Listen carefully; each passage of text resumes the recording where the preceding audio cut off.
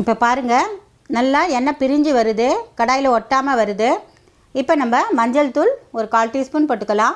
தனி மிளகாய்த்தூள் ஒரு 1/2 டீஸ்பூன் போட்டுக்கலாம். உப்பு ஒரு 1/2 டீஸ்பூன் போட்டுக்கலாம். மிளகாய்த்தூள் வந்து அப்புறமா நம்ம டேஸ்ட் பார்த்து வேணும்னா நம்ம போட்டுக்கலாம். ஏன்னா இஞ்சி பூண்டோட காரமே இருக்கும். அதனால் அதை ஒரு வதக்கிட்டு நம்ம ஊற வச்ச புளியை கரைச்சி ஊற்றிக்கலாம். ஊற்றிட்டு நல்லா கலந்து விட்டுக்கலாம். ஒரு 1/4 டம்ளர் அளவுக்கு தண்ணி ஊற்றி கொதிக்க விடலாம்.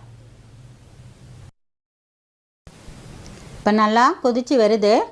டேஸ்ட் பார்த்தப்ப காரம் இன்னும் கொஞ்சம் போடலாம்னு தோணுச்சு. அதனால் ஒரு 1/4 டீஸ்பூன் மிளகாய்த்தூள் போட்டுக்கிறேன். இப்போ பாருங்கள், எண்ணெய் நல்லா பிரிஞ்சு வருது. இப்போ நம்ம வறுத்த வெந்தயத்தூள் ஒரு 1/4 டீஸ்பூன் அளவுக்கு போட்டுக்கலாம்.